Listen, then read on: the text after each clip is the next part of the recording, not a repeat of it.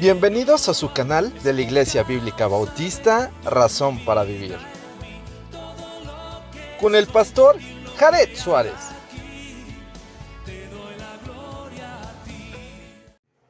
Muy bien, vamos a hacer lectura entonces del capítulo 10. Dice así la palabra de nuestro Dios: en el año tercero de Ciro, rey de Persia, fue revelada palabra a Daniel llamado Belsasar, y la palabra era verdadera y el conflicto grande, pero él comprendió la palabra y tuvo inteligencia en la visión.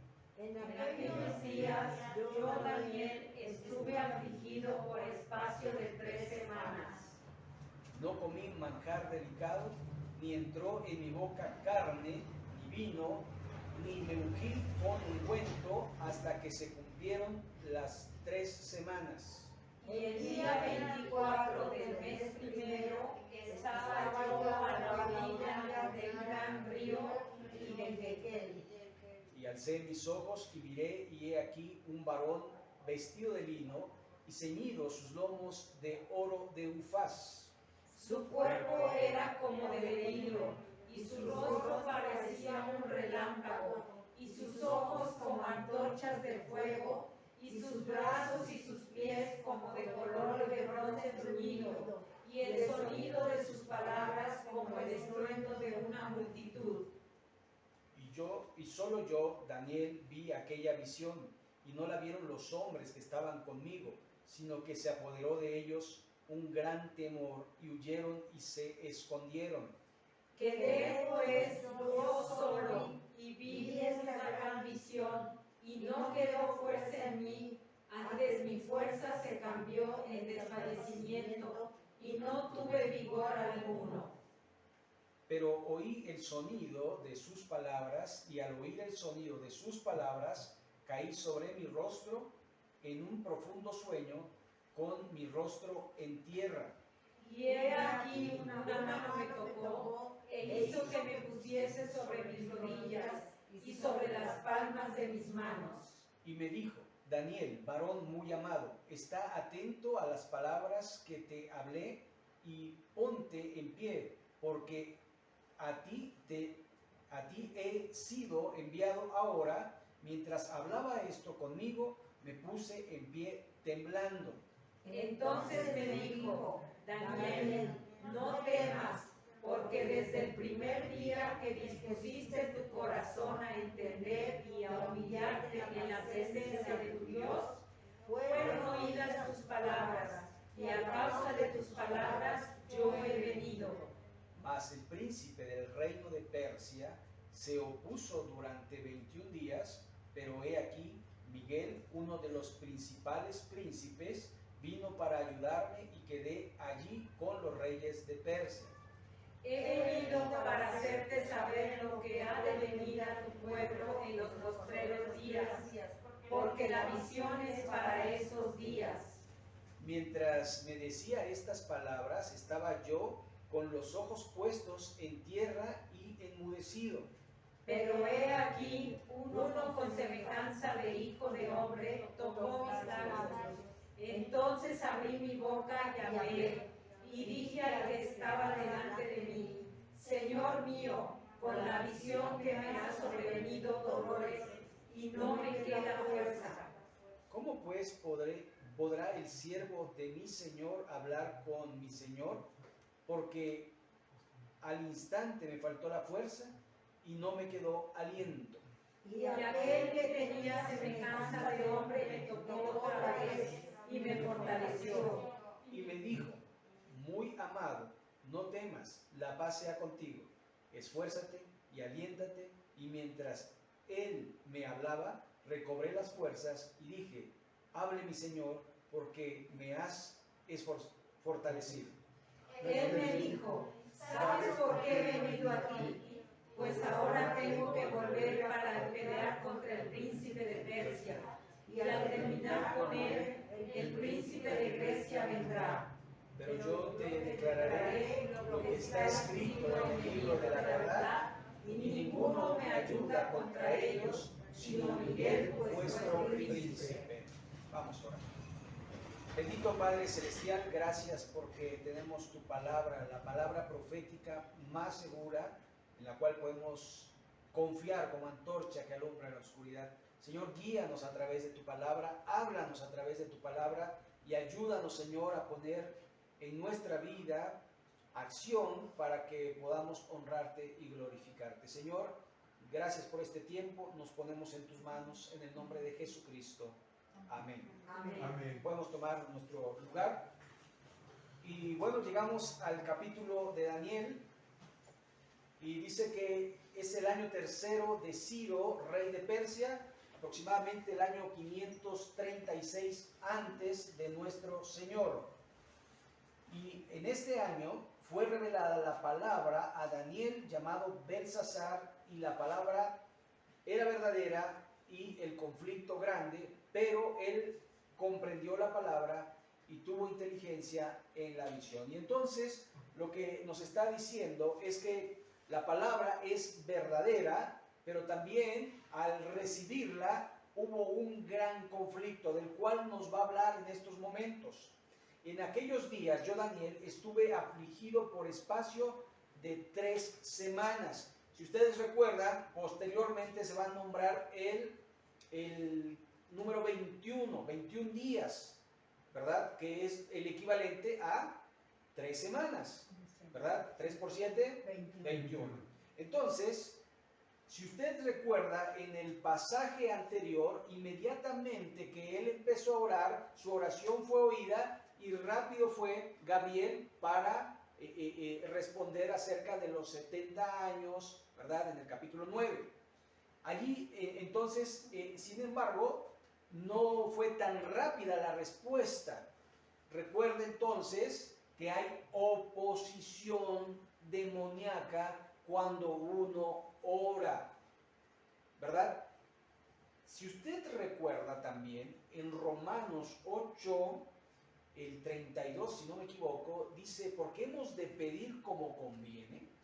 No lo sabemos, pero el Espíritu mismo intercede por nosotros con gemidos indecibles. Entonces, en nuestra oración hay, ¿verdad?, movimiento espiritual. El Espíritu Santo intercediendo, el Espíritu Santo llevando la oración a nuestro Señor. Pero por otro lado, hay oposición demoníaca. El demonio no quiere que nuestras oraciones sean escuchadas o que la respuesta tarde. Así que muchas veces cuando decimos, ¿por qué el Señor no respondió? Es porque de alguna forma Satanás se opuso y no respondió en el tiempo esperado. Así que a veces cuando la gente le echa la culpa a Dios, lo hace de esta manera. ¿Por qué Dios lo permitió? Y bueno, simple y sencillamente podríamos decir porque es Dios. Y porque Dios, siendo Dios, puede hacer lo que Él quiera. Y lo que Él quiere siempre va a ser bueno, porque bueno es Dios. Dice Santiago que Dios es luz y no hay ningunas tinieblas en Él. Así que todo lo que hace Dios es bueno, aunque nosotros no lo entendamos, porque a lo mejor en nuestra vida fuimos afligidos. Y es que no hemos entendido mucho que en el mundo tendréis aflicción, pero confiad, yo he vencido al mundo. Nosotros en este mundo estamos de paso. No pertenecemos ni permaneceremos en este mundo. Simple y sencillamente estamos para cumplir el propósito de Dios por el cual Dios nos plantó en el mundo y debemos cumplirlo. Y debemos preguntarle al Señor, ¿por qué me pusiste en este país? ¿Por qué me pusiste en este estado? ¿Por qué me pusiste en este municipio? ¿Por qué me pusiste en esta familia? ¿Por qué me pusiste en esta sociedad? ¿Por qué me pusiste al lado de estas personas? ¿Por qué conocí a fulano, a sotano, a merengano? ¿Por qué? Porque Dios tiene un propósito y su propósito siempre va a ser glorificar su nombre y que su nombre sea conocido. Así que nosotros estamos en esta tierra para hablar de Dios, de su palabra. Ese es nuestro principal propósito, porque haciendo eso, el nombre de Dios es glorificado. Pero ¿sabe qué? Nos da miedo hablar, nos da vergüenza hablar, y de alguna manera, por eso debemos entender el plan de Dios para nuestra vida. Porque si no, no lo cumpliremos. No podemos ir a ciegas en el mundo pensando en el ciclo de la vida, ¿verdad? Nacer, crecer, madurar, reproducirse y morirse como un animalito. No, yo estoy plantado en este mundo con el propósito de honrar y glorificar el nombre de Dios, conocer a Dios, hablar de Dios y glorificar a Dios. Esas son, de alguna manera, las cosas que debemos hacer mientras estamos en esta tierra. A veces nos preocupamos por otras cosas y no entendemos para qué estamos. Verso 2. En aquellos días, yo, Daniel, estuve afligido por espacio de 3 semanas, 21 días. No comí manjar delicado, ni entró en mi boca carne, ni vino, ni me ungí con ungüento, hasta que se cumplieron las 3 semanas. Entonces, lo que dice acá no es que se abstuvo totalmente de alimentos, sino que dice que no comió manjares, que no comió cosas deliciosas, comió muy austeramente, que esa es otra clase de ayuno. No necesariamente tenemos que dejar de comer, ¿sabe? Solo 2 personas ayunaron tan arduamente, que fueron tanto Moisés como Jesús, que ambos ayunaron 40 días y 40 noches. Son los únicos que bíblicamente están con un ayuno arduo. Pero después el ayuno, de alguna forma, es abstenerse de algo para honrar con ese algo a Dios. Me abstengo de trabajar para honrar ese día a Dios. Me abstengo de alimento para compartir mi alimento con otra persona. Me abstengo, ¿verdad?, de algún bien para darlo. Eso también es ayunar. Eso también es ayunar. No es necesariamente dejar de comer. ¿Ok? Y si lo hace uno, tiene que estar uno metido en la palabra y en la oración. No es de que estoy haciendo otras actividades mientras ayuno, porque eso simplemente es dejar de comer. El ayuno es estar en comunión con Dios, ¿verdad? Ese es el punto. Verso 4. El día 24 del mes primero estaba yo a la orilla del gran río Hiddekel, y alcé mis ojos y miré, y he aquí un varón vestido de lino y ceñidos sus lomos de oro ufaz. Su cuerpo era como berilio y su rostro parecía un relámpago y sus ojos como antorcha de fuego y sus brazos y sus pies como el color de bronce bruñido y el sonido de sus palabras como el estruendo de una multitud. Y este es nada más y nada menos que una aparición de Cristo preencarnado, una cristofanía, una teofanía que de alguna manera es muy similar, si ustedes de alguna manera pueden verlo así, capítulo 9 del libro de los Hechos. Solo que Pablo vio una gran luz y quedó ciego, y una voz que le decía: dura cosa te es dar coces contra mí. Es algo similar. Entonces, este es Jesucristo preencarnado presentándosele a Daniel. Pero ¿qué pasaba en el Antiguo Testamento? En Isaías capítulo 6, cuando Isaías ve al Señor, la gloria de Dios, dice: ay de mí que soy inmundo de labios y muerto. Él pensaba que iba a morir por ver la santidad del Señor, y miren lo que pasó con Daniel. Y verso 7, y solo Daniel vi aquella visión, como Pablo solo vio la visión y los demás no la pudieron ver. Y no la vieron los hombres que estaban conmigo, sino que se apoderó de ellos un gran temor y huyeron y se escondieron. Quedé pues yo solo y vi esta gran visión y no quedó fuerza en mí, antes mi fuerza se cambió en desfallecimiento y no tuve vigor alguno. Pero oí el sonido de sus palabras y al oír el sonido de sus palabras caí sobre mi rostro en un profundo sueño con mi rostro en tierra. Prácticamente cayó como muerto. Así que podemos ver cómo la presencia de Dios iba a causar un efecto en las personas. De hecho, la mayoría de las personas, Gedeón, que vio al ángel de Jehová, pensó que iba a morir. Y todos los que tenían una cristofanía pensaban que iban a morir. Pero Dios había escogido a ciertas personas y veían solamente una parte, pero no veían todo. ¿Se acuerdan cuando Moisés le dijo, quiero ver tu gloria? Quiero ver tu rostro. Y le dijo Dios, nadie verá mi rostro y quedará vivo. Te voy a enseñar la espalda. Y nada más. Para que quedes vivo, Moisés. Ese es el poder de nuestro gran Dios. Y aquí una mano me tocó e hizo que me pusiese sobre mis rodillas y sobre las palmas de mis manos. Es decir, no se paró, sino quedó, ¿verdad?, ahí como postrado.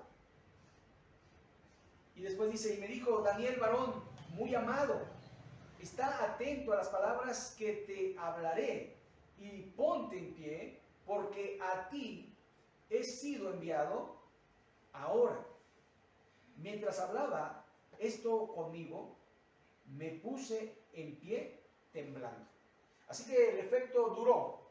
Entonces, primero cayó con el rostro a tierra, acostado completamente. Después se incorporó, ¿verdad? Y después se le dio la orden de pararse y estaba como noqueado, ¿verdad? Estaba mareado, estaba de alguna manera en shock todavía. Y dice, entonces me dijo, no temas, porque desde el primer día que dispusiste tu corazón a entender y a humillarte en la presencia de tu Dios, fueron oídas tus palabras y a causa de tus palabras yo he venido. Es decir, desde que empezaste a orar, yo he sido enviado. Ya tenía la respuesta.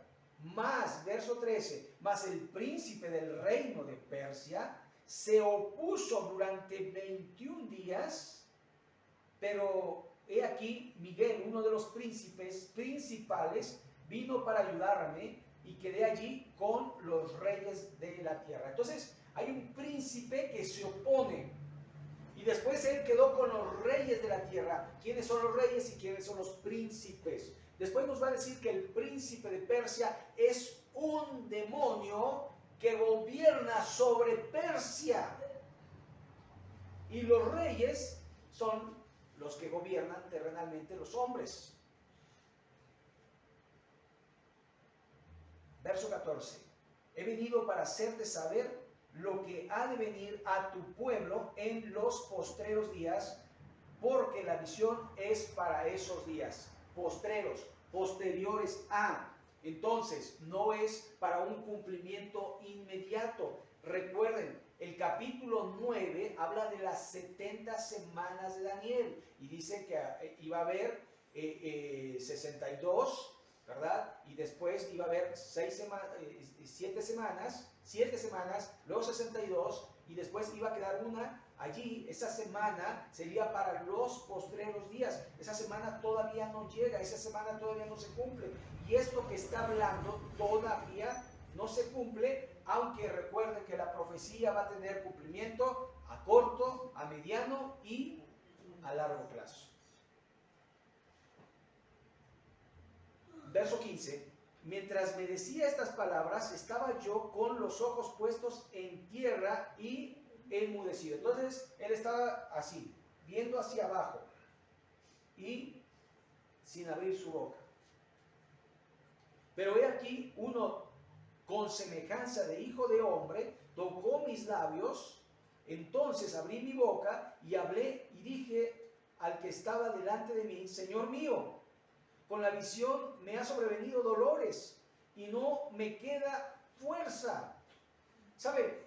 Uno quisiera recibir la visión, el plan de Dios para el mundo. A uno le gustaría saber qué va a pasar en el futuro, pero trae dolores. ¿Sabe? A Isaías se le dio un carbón encendido y se le puso en los labios para purificar su vida. Al apóstol Pablo se le puso un aguijón en la carne para que no se sobreexaltase por las visiones. Y él sufría en carne por haber recibido la revelación. ¿Se acuerdan? Dice, no sé si en el cuerpo o en el cuerpo, pero tuvo una visión celestial. Y fue al tercer cielo y vio cosas majestuosas, indecibles. Allí estaba el apóstol Pablo. Y no contó de esas cosas. No se le permitió contar de esas cosas. Solo dio algunas pautas. Pero de alguna forma, el recibir la revelación de las cosas que han de venir, traen conflicto, sufrimiento, no es algo fácil. Es algo que de alguna manera tiene un precio, y el precio pues a veces es el dolor en el cuerpo. Ahora, hay que recordar que Daniel aproximadamente en este momento de la revelación tiene unos 86 años de edad. Entonces, es un hombre que ya es grande, que ya de alguna forma no tiene la misma fuerza, el mismo vigor que un hombre joven, y recibe esta visión. Y no le queda fuerza, no le queda aliento. Verso 18. Y aquí tenía semejanza de hombre, me tocó otra vez y me fortaleció. Es decir, al momento que lo tocó fue fortalecido como si fuera una medicina, como si fuera una carga de energía. ¿Sabe? El apóstol Pablo en Efesios nos dice que nosotros debemos fortalecernos en el Señor, en el poder de su fuerza. Porque nosotros, de alguna manera, por nuestra propia fuerza no podemos luchar espiritualmente. Porque las armas de nuestra milicia no son carnales, sino poderosas en Dios. Así que la lucha espiritual ha de lucharse espiritualmente, no físicamente. Y a veces nosotros queremos luchar físicamente con lo espiritual e imposible. No avanzaremos a ningún lado. Necesitamos la fuerza de Dios para poder de alguna manera salir adelante ante todo ataque del enemigo.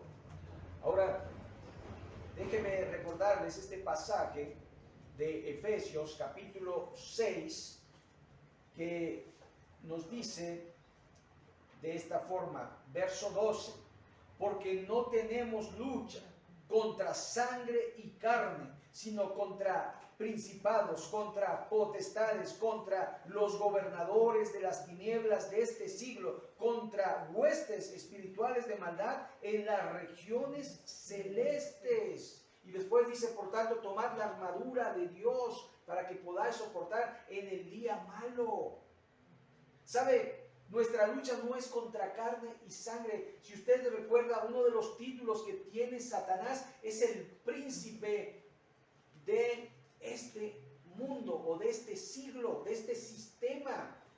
Así que de alguna manera Satanás todavía gobierna. ¿Por qué? Porque Cristo no ha instaurado su reino en la tierra.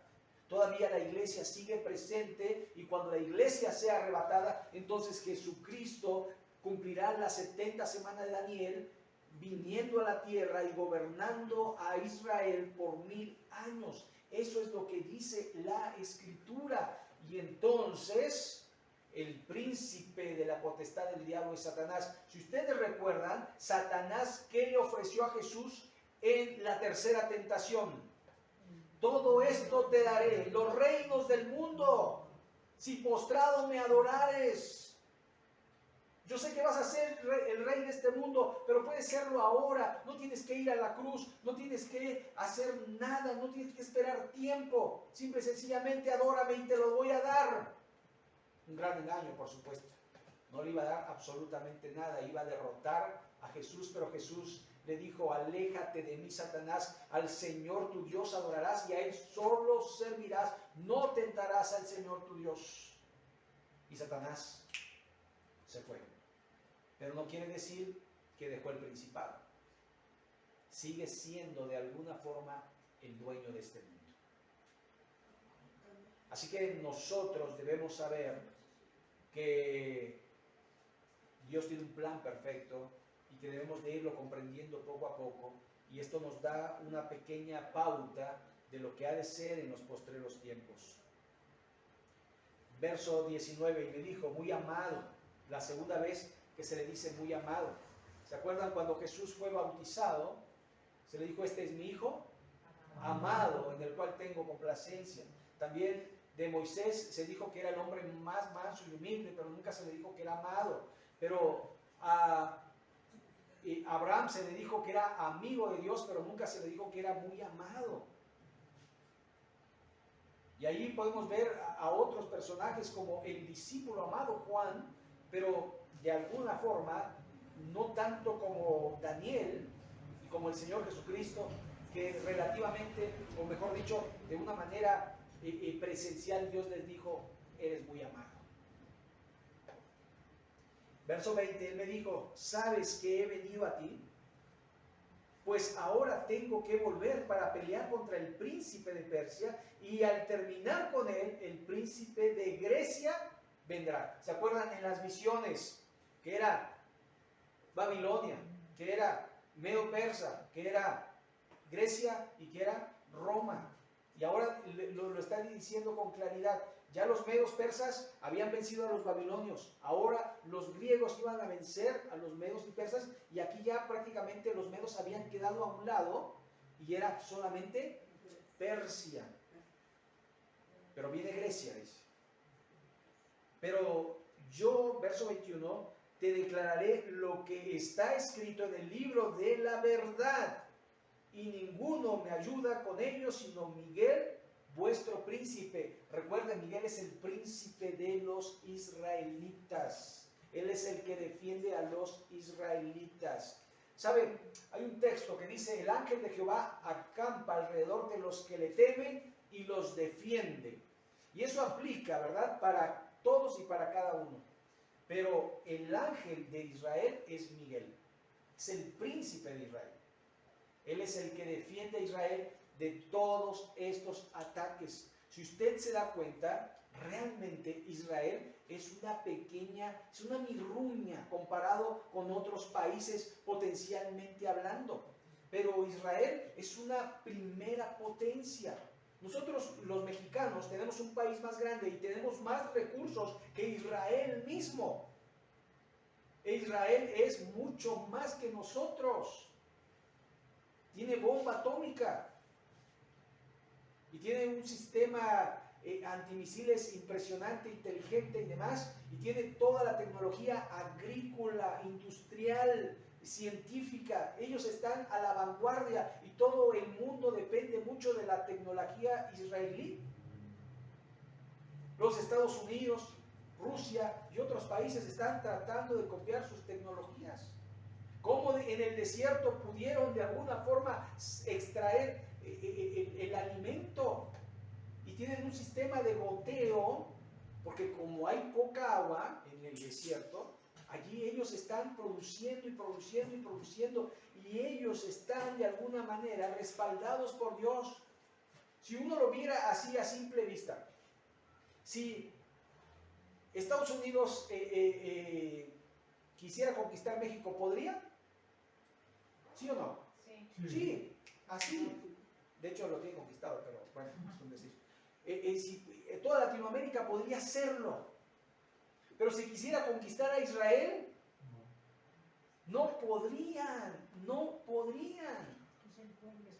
Y nunca van a poder, y cuando realmente tengan asediado a Israel para destruirlo por completo, en la batalla final, el Señor Jesucristo vendrá y lo defenderá Él personalmente.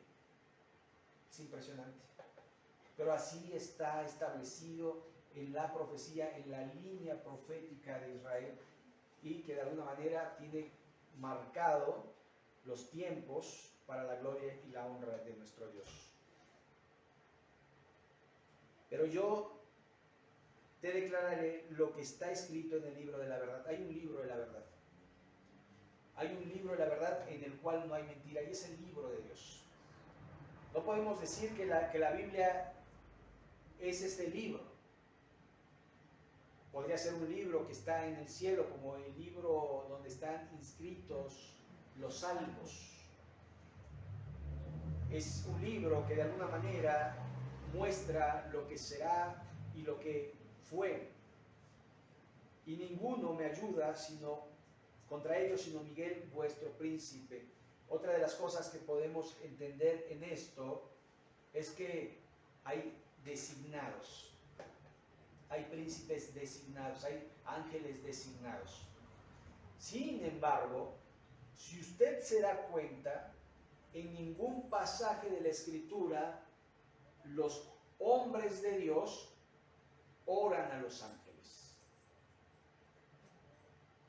Nunca se encomiendan a un ángel, se encomiendan a Dios, y Dios se encargará de alguna forma protegernos, proveernos, ayudarnos, ya sea mandando a un ángel o haciéndolo Él personalmente.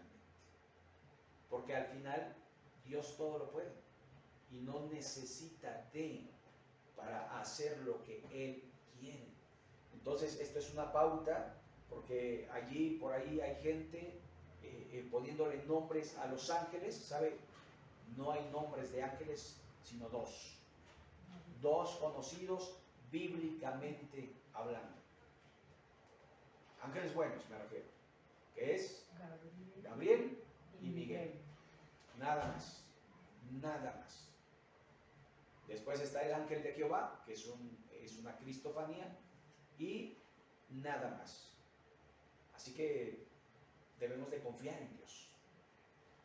No debemos confiar ni en los ángeles, ni en nadie más que en aquel que nos creó y que tiene un propósito en nuestra vida, y que ese propósito es que le glorifiquemos personalmente cada uno de nosotros a este Dios que hizo los cielos y la tierra y que nos hizo a nosotros. Ese es el plan de Dios, que le conozcamos, que hablemos de Él y que le honremos y glorifiquemos. Así que aquí está Daniel capítulo 10.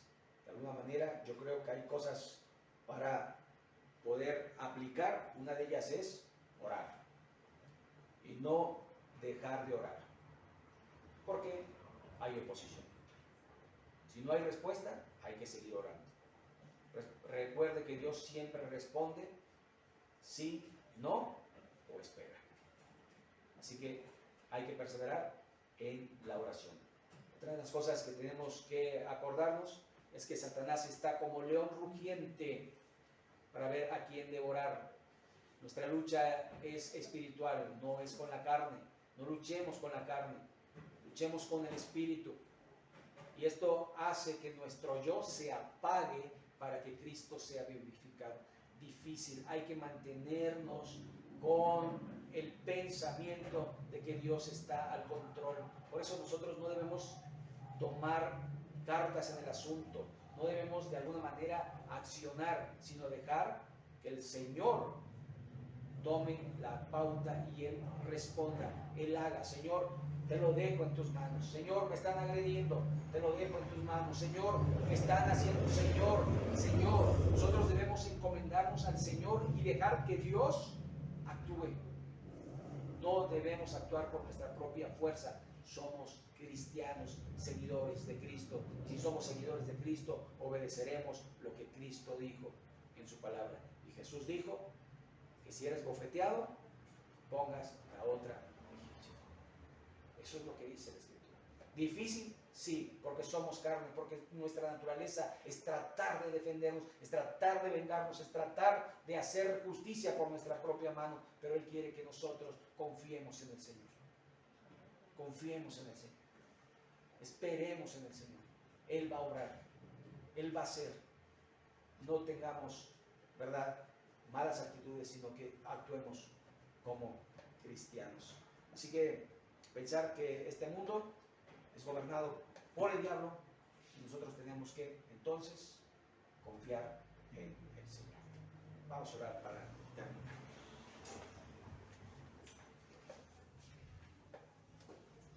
Bendito Padre Celestial que moras en todo lugar, gracias por tu palabra, gracias porque eres fiel, verdadero, porque nos amas y porque tienes un plan perfecto para cada uno de nosotros.